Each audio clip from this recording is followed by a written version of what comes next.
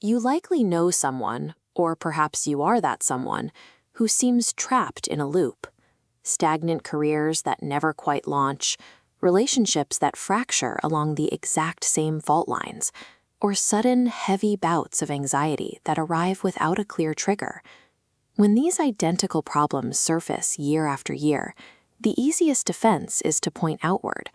We blame a toxic workplace, an unlucky streak in dating, or simply an inescapable fate.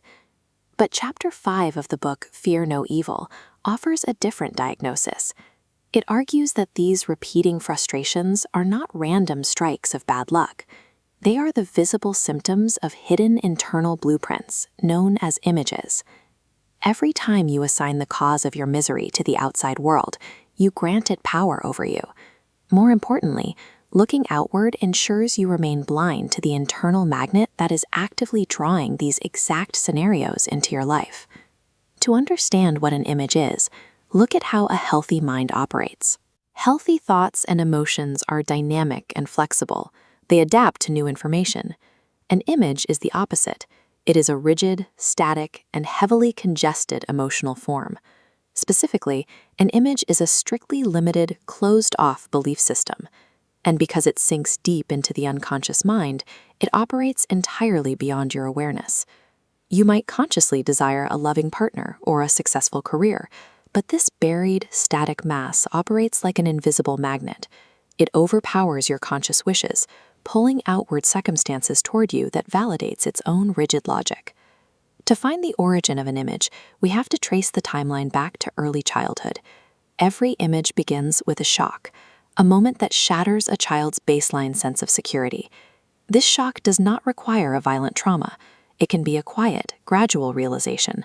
A child might simply notice, for the first time, that their parents are deeply flawed and not the omnipotent protectors they appeared to be. A child does not possess adult logic to contextualize this vulnerability. So, to process the sudden fear, their young mind makes a sweeping, incorrect generalization about how the entire world must operate. Based on one isolated painful experience, the child drafts a universal rule for survival. This single faulty deduction crystallizes into a defense mechanism that they will blindly apply to every scenario they encounter for the rest of their life. Let's look at how this actually builds a psychological prison. Imagine a young child who openly expresses a basic emotional need to their mother, perhaps seeking comfort after a scare. For whatever reason, distraction, exhaustion, or her own limitations, the mother fails to respond. The child is left entirely alone with their vulnerability. This flowchart maps out the child's raw reactive logic. They experience the pain of rejection and draw a catastrophic conclusion. To avoid the pain of a second rejection, the child decides they must never show anyone that they have needs. Because unmet emotional needs generate intense shame, the child cannot tolerate keeping this new rule in their conscious thoughts. They bury it deep within their psyche, locking it away behind layers of emotional sediment. Decades pass. The person ages, their body grows, and their intellect sharpens. Yet because that specific emotional sector was hidden away, it never had the chance to mature. It remains entirely frozen in childhood. Now we have an adult who constantly feels neglected. Their partners ignore their needs, leading to intense frustration. But the reality is that their own unconscious defense mechanism is successfully preventing anyone from seeing those needs in the first place. The emotional armor forged to protect the vulnerable child inevitably becomes the mechanism that starves the adult.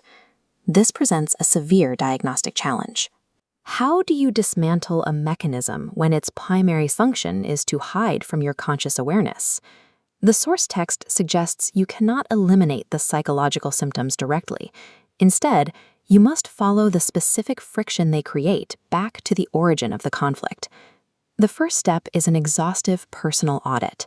You sit down and document every problem in your life, the massive recurring failures, the trivial daily annoyances, and even the nonsensical fears. You force all your data onto the table. This visualization illustrates the goal of the audit. By looking at the totality of your friction, you are looking for the common denominator, the single assumption linking your career stagnation, relationship anxiety, and personal fears together. Pinpointing this common denominator is the first step in bringing the image out of the unconscious and into the light of conscious review. As you begin probing these exposed patterns, you must adopt a strict rule of engagement. You have to completely suspend all moralizing and self-judgment. If you treat these hidden childhood attitudes as failures, your mind instantly throws up massive psychological resistance. Condemnation rebuilds the wall. Curiosity dismantles it. You have to view these destructive behaviors objectively. They are the logical result of a young mind's basic misunderstanding of a complex world. The actual work of dissolution requires deep meditation and a willingness to emotionally re-experience the painful feelings you spent a lifetime avoiding. And because it is difficult to see your own blind spots, it requires the humility to ask for external help. Dissolving an image demands a long-term effort, but removing these unconscious blueprints dispels the illusion of fate, establishing a resilient inner security that holds firm regardless of external circumstances.